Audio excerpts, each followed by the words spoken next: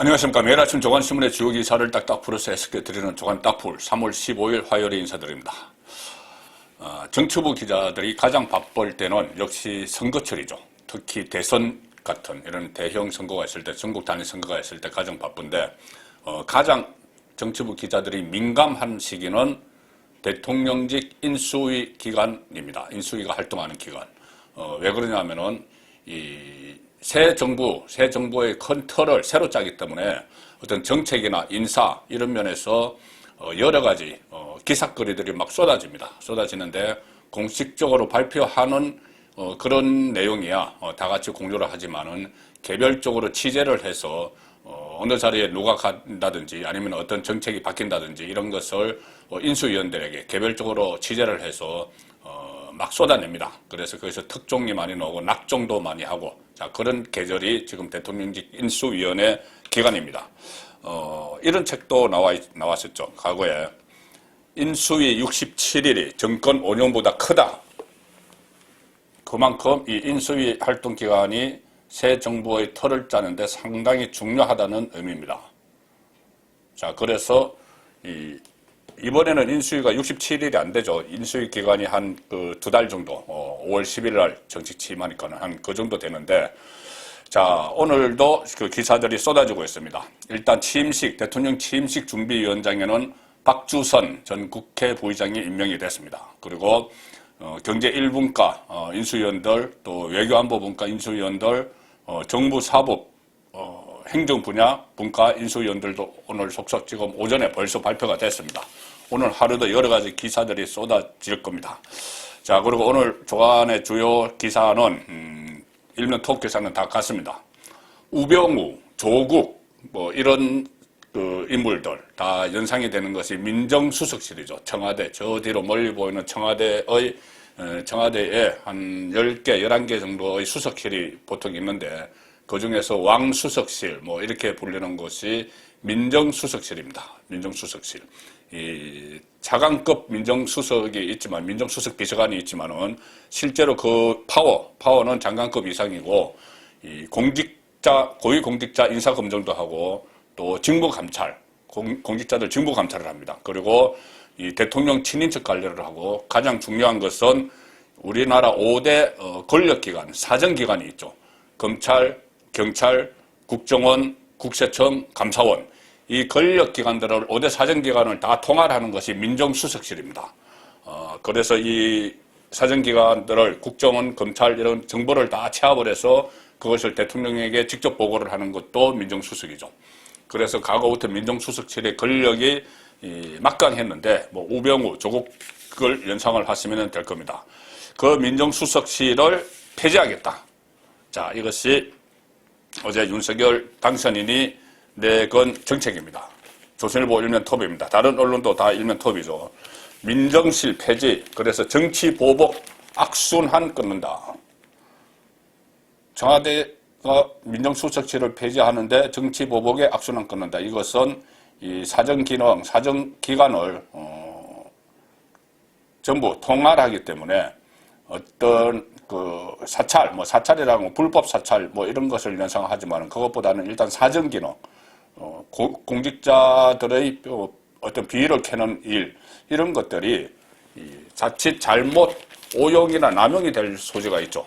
그래서 그것이 정치 보복 시비를 낳게 되는 그런 악순환을 끊는다는 이야기인데 어제 이렇게 이야기를 했습니다. 대통령직 인수위원회 차담회 차를 한 잔 마시면서 권영세 부위원장, 원희룡 기획본부장 이렇게 차를 마시면서 한 이야기가 앞으로 대통령실 업무에서 민정수석실을 폐지하고 사정, 정보, 조사 이 기능을 철저히 배제하겠다. 사정과 정보 기능이 정치보복으로 연결될 수 있다는 이야기죠. 일종의 뒷조사입니다. 뒷조사, 특정인 뒷조사 이런 것을 하지 않겠다.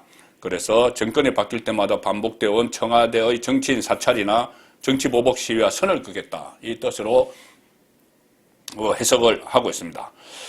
또 이런 이야기도 했습니다. 과거에 사정기관을 장악한 민정수석실은 합법을 가장해 정적이나 정치적 반대 세력을 통제하는 경우가 비일비재했고 검정을 위장해서 인사검증입니다. 고위공직자 인사검증을 위장해서 국민 신상 털기, 뒷조사를 벌여왔다. 그래서 이런 잔재를 청산하겠다. 이렇게 이야기합니다. 그리고 일명 사직동 팀은 있을 수 없다. 사직동 팀. 이것은 뭐냐면은 과거 그 청와대 특명에 따라서 고위공직자 그리고 대통령 친인척 관리, 첩보 수집 기능을 담당했던 조직이죠. 정식 명칭은 사직동 팀은 경찰청 형사국 조사과입니다. 경찰청 형사국 조사과. 이 조사과가 사직동에 별도로 이 사무실을 두고 있다고 해서 사직동 팀 이렇게 불렀죠.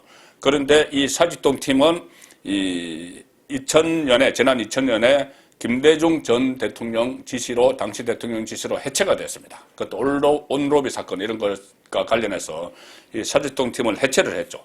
그런데 이 경찰청 조사과 형사국 조사과는 해체가 됐지만은 이 사직동 팀이 하는 기능을 어디서 했냐면은 청와대 민정수석실 특별감찰반에서 했습니다. 특감반. 그때 김태우 수사관 뭐 이렇게 양성 고백하고 이런 데 있었죠. 그 특별감찰반에서 사실상 사직동 팀 역할을 하면서 어떤 특정인의 뒷조사를 하거나 이런 일을 했기 때문에 그때 논란이 됐었습니다. 문재인 정권에서. 그 사직동 팀 같은 기능은 이제 없애겠다. 그러니까 민정수석실을 폐지를 하면은 특감반도 폐지가 되는 것이죠. 이 특감반은 검찰 수사관이나 경찰에서 파견 나가서 이 고위공직자들 그 기강을 감찰을 하는 그런 기능인데 이것이 가끔 역기능이 있을 때가 있었죠. 그래서 그런 것을 없애겠다는 겁니다. 자, 민정수석실은 나는 새도 떨군다. 이런 막강 권력입니다. 자, 이것은 그동안 여러 차례 변화가 되어 왔습니다. 이 민정수석실이 한번 박정희 시대에 또 폐지를 했다가 민원수석, 정보수석 이렇게 바뀌었고 또 전두환 정부 때는 민원수석을 폐지하고 민정수석, 사정수석을 신설했고 또 김대중 정부 때는 또 법무비서관 이렇게 바꿨고 여러 차례 바뀌어왔습니다. 자, 그 상황에서 지금 민정수석실을 폐지하겠다. 이것은 여러 가지 의미가 있습니다. 조실보는 해설면에서 사라지는 정권의 해결사 역할을 했다. 민정수석실이. 그리고 청와대가 검찰을 장악 않겠다는 선언이다. 청와대가 검찰을 장악 않겠다는 선언이다. 자, 이것은 윤석열 당선인이 검찰총장을 하면서 청와대 문재인 정권과 각을 세웠을 때 그때 민정수석실 조국을 시작으로 그 뒤에 이어지는 김조원 이런 민정수석실이 어떻게 검찰을 장악을 해왔는지 그것을 몸소 느꼈겠죠. 그래서 이제는 청와대가 검찰을 장악하지 않도록 하겠다. 이 선언을 한 거다. 이렇게 받아들이는 겁니다. 감찰과 사정 담당하는 민정실을 윤석열은 왜 폐지하려 하느냐. 이 해설기사입니다. 역대 정권에서 청와대 민정수석실은 대통령의 국정운영을 배후에서 뒷받침하는 핵심 조직이었고 사정기관 통제, 검찰, 경찰, 국정원 이걸로 인해서 어떤 그 권력을 유지해왔고 또 정보 수집 기능 이것으로 정부 부처 장악력을 높이고 정치권에서 대통령의 영향력을 넓히는 데 활용이 된 기능이다. 그래서 사실상 정권 보위 그리고 정권 해결사 역할을 하는 것이라는 그런 평가가 나왔었죠. 자, 민정수석실 폐지 강수를 뒀는데 이것은 민정수석실을 통해 검찰권을 장악하지 않겠다는 선언이다. 자, 검찰총장 출신 윤석열이 윤석열 당선인이 검찰의 이 기능을 보장을 해주겠다. 독립성을 보장을 해주겠다. 이 취지로 지금 해석이 되고 있습니다. 그 민정수석실은 그 검찰 통제 기능뿐만 있는 것이 아니죠. 말씀드린 대로 여러 가지 기능이 있는데 나머지 기능들은 다른 조직으로 분산을 시킬 것 같습니다. 민정수석실 공직기강 비서관실은 인사검증을 하죠. 인사검증. 고위공직자 인사수석실에서 후보를 추려내면은 그것을 민정수석실 공직기강 비서관실로 보내서 거기서 검증을 합니다. 자, 그래서 그런 기능은 인사수석실에 인사검증팀을 별도로 두는 방안도 있고 여러 가지 지금 논의가 되고 있습니다. 아예 수석 제도를 없애겠다는 이야기도 있기 때문에 그러면은 경찰에서 한다든지 아니면은 정부 부처 다른 부처에서 특별 따로 기구를 설치한다든지 자, 그 부분은 지금부터 논의를 해 나가야 되겠죠. 인사혁신처가 인사검증을 맡을 가능성도 있다. 여러 가지 이야기들이 지금 나오는 단계입니다. 자, 조선일보는 청와대가 검찰 장악 않겠다는 선언, 이렇게 제목을 뽑았죠. 자, 한겨레신문은 어떻게 뽑았을까요? 반대 논조죠. 한겨레신문도 결국은 같은 의미인데 이렇게 뽑았습니다. 민정수석실의 수사 개입 겪은 윤석열이 검찰과 경찰에 더 힘을 실나? 민정수석실을 없애면 결국 조선일보는 검찰의 독립성 확보 측면에서 바라봤는데, 이 한겨레는 검찰의 힘이 더 세진다. 결국은 같은 이야기죠. 그런데 이 언론 논조에 따라서 이렇게 제목을 다르게 뽑는 겁니다. 민정수석실의 인사검증 사정 기능이 제왕적 대통령 체제를 강화한다는 문제의식에 따라서 폐지를 하는 걸로 보인다. 인사검증은 국민 신상 톨기와 뒷조사로 교정을 했다. 이 윤석열, 그러니까 민정수석실에 대한 인수위의 시각입니다. 그리고 윤석열 당선자는 검사 시절 주요 보직을 거치며 청와대가 민정수석실을 통해서 검찰 인사와 수사에 개입하는 것을 봐왔다. 그리고 국정농단 특별검사팀, 박용수 특검이죠. 거기서 우병우 수석에 대해서도 민정수석에 대해서도 직접 수사를 하기도 했다. 그리고 또 검찰총장 시절에는 청와대의 울산시장 선거 개입 관련해서 조국 당시 민정수석에 대해서도 수사를 했다. 그래서 민정수석들에 대해서 수사를 많이 하다 보니 민정수석의 힘이 과다하게 세다. 그리고 검찰까지 통제를 한다. 그래서 민정수석실을 폐지한다. 자, 그 수순을 밟고 있다는 해석입니다. 조국 민정수석 때 윤석열 검찰총장을 견제하기 위해서, 검찰총장이 됐는데 견제하기 위해서 또 조국 이후에 민정수석들이 윤석열 사단을 막 해체를 했죠. 그때 추미애 법무부 장관이 검찰 인사권을 막 행사를 했고, 그 뒤에 밑그림을 그린 쪽은 청와대 민정수석실입니다. 왜냐하면은 문재인 대통령과 직접적으로 거래하는 쪽은 민정수석이기 때문에 민정수석실에서 인사권이 있는 것이 아니기 때문에 그림은 그려서 그것을 추미애 법무부 장관에게 넘기는 이런 형식으로 해서 윤석열 사단을 해체를 했죠. 자, 그리고 지방에 자천시키고 했는데, 그 정점에 민정수석 추미애 법무부 장관이 있지만 정점에는 문재인 대통령이 있죠. 문재인 대통령이 본인이 임명해서 살아있는 권력도 수사를 하라고 했던 윤석열 검찰총장이 실제로 살아있는 권력을 수사를 하니 축소를 하려고 시도를 한 겁니다. 울산시장 선거 부정개입, 월성 원전 경제성 조작, 이런 것을 윤석열 검찰이 수사를 했는데, 그것은 모두 둘 다 문재인 대통령의 직간접적인 지시에 의해서 시작이 됐던 거죠. 그래서 그 정점에는 문재인 대통령이 있었습니다. 그래서 상당히 두 사람 사이에 문재인, 윤석열, 현직 대통령, 다음 대통령 두 사람 사이에 악연, 여러 가지 인연이 있죠. 악연도 있고, 서울중앙지검장 시절에는 또 문재인 정권에 유리한 방향으로, 정권에 유리한 방향, 그때는 그래서 보수 정권 사람들을 수사를 하기도 했고, 그래서 검찰총장에 발탁을 했는데 살아있는 권력을 진짜로 수사를 하니 축출을 하라고 했고, 두 사람 사이에는 여러 가지 애정이 섞여 있습니다. 그런데 이 두 사람이 내일 만납니다. 단독으로 만납니다. 배석자 없이. 내일 단독 오찬을 합니다. 문재인, 윤석열. 자, 과연 어떤 분위기로, 어떤 말들이 오갈까요? 일단은 가장 분명한 것은 이명박 전 대통령, 아주 구속돼 있죠. 박근혜 전 대통령이 사면이 됐습니다. 이명박 전 대통령 사면을 요청할 것이다. 윤석열 당선인이. 자, 그런데 이명박 전 대통령은 또 윤석열 당선인이 서울중앙지검장 시절에 기소를 했습니다.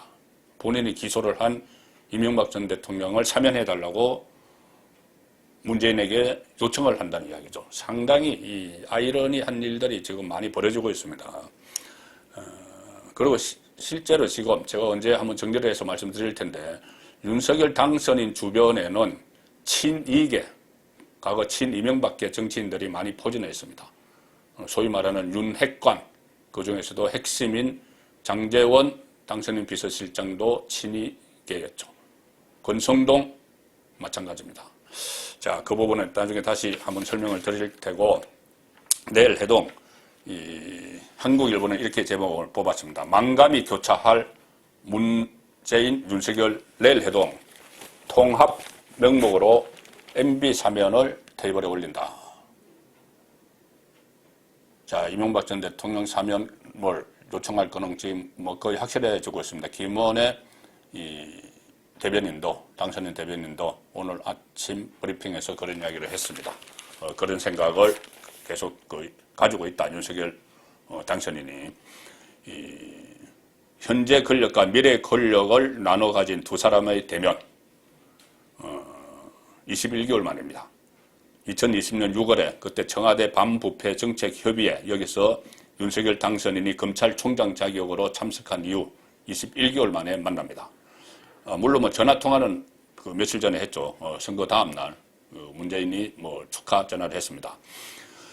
윤석열 당선인은 지난해 그 12월 대구에서 기자간담회를 했을 때 이명박 전 대통령 사면에 대해서 연세도 많고 국민 통합을 생각할 때 미래를 향한 정치로서 맞다, 이렇게 사면을 건의할 생각임을 비쳤습니다. 당선되면은.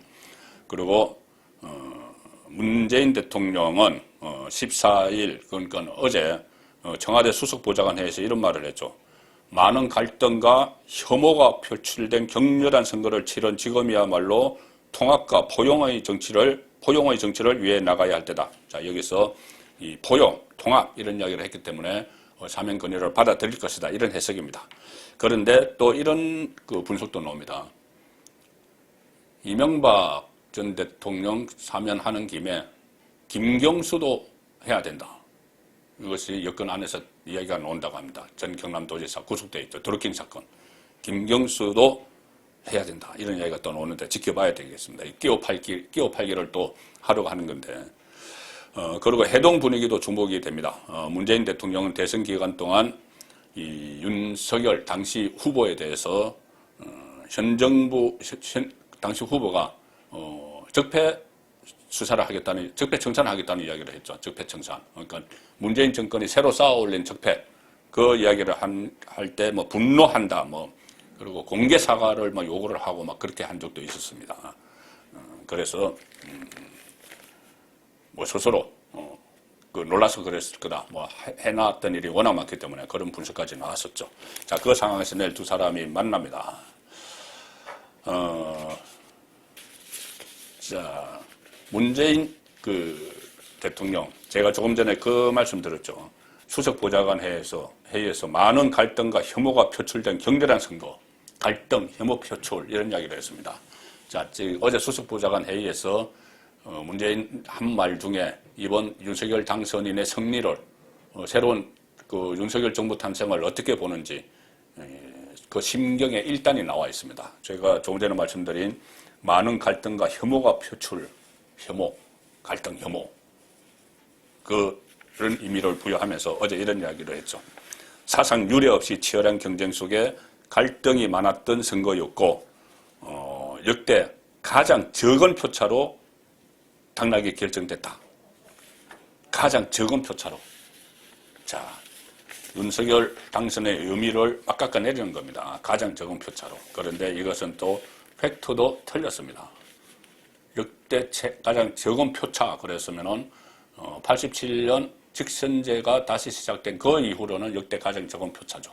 그런데 대통령 선거에서 역대 가장 적은 표차는 이번이 아닙니다. 24만 7천, 이것이 아니고 1964년 대선에서 박정희 후보가 윤보선 후보에게 15만 6,263표를 이긴 적이 있습니다. 15만 표. 이번에는 24만 표. 그런 팩트도 아닙니다. 자, 어쨌든 이런 발언에서 윤석열 정부 탄생에 대한 그런 일화를 문재인의 심정을 좀 읽을 수가 있는 부분이고, 자, 어제 제가 말씀드린 이 상황, 코로나가 세계 최다로 확진이 되는 이 상황에서 문재인, 김정숙 부부가 무궁화 대훈장 셀프 수여를 준비하고 있다. 어제 제가 이 말씀을 드린 부분이죠. 자, 무궁화 대원장을 두 부부가 받겠다는 건데, 두 세트에 1억 3,647만 원 들어갑니다. 제작을 다 마쳤습니다. 개당 제작비 6,800만 원. 그리고 금, 은, 루비, 자수정, 무궁화 대훈장 제작비는 한 세트에 6,823만 7천 원.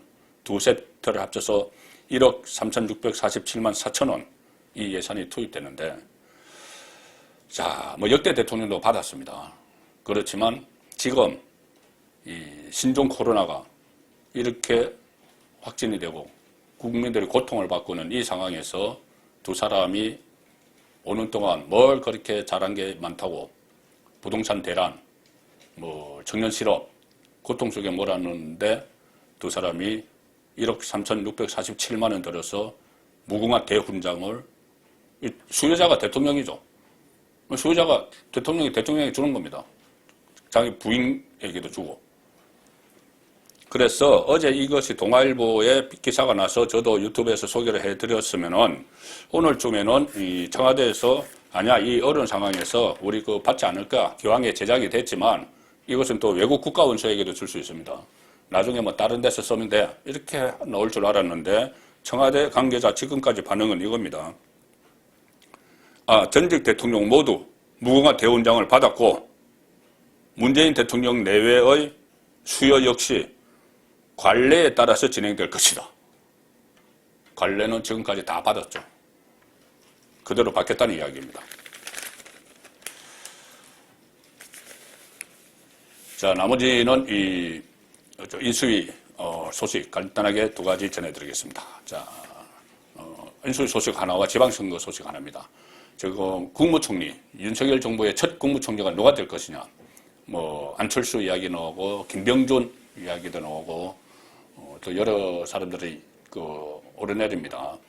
자, 김부겸 현 총리가 뭐 유임한다, 그런 기사도 있었죠. 그래서 어제 제가 분석은 해드렸는데 거기에 대해서는 여전히 이 갑론을박이 막 벌어지고 있습니다.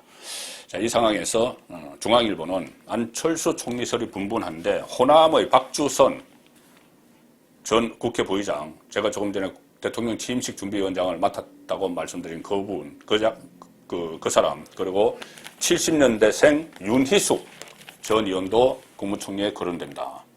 그러니까 안철수 공동정부를 한다고 했지만은 안철수 총리가 확정된 건 아니죠. 만약에 안철수 총리 후보자가 나서면 총리 인준이 상당히 어려워질 수가 있습니다. 지금 후보 단일화를 해서 어쨌든 정권을 뺏긴 민주당 쪽에서는 개심죄를 적용해서 인준 투표에서 반대를 다 던지겠죠. 그러면 총리 안 됩니다. 170석 가지고 있기 때문에 과반수 이상 훨씬 넘는 민주당이.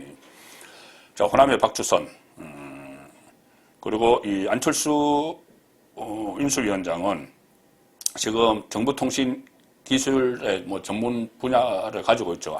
안랩, 정보보안기업, 이것도 뭐 설립을 했고, 그래서 지금 부총리급으로 격상을 하려 하는 과학기술부 장관, 과학기술부총리, 여기도 물망이 오르고 있습니다.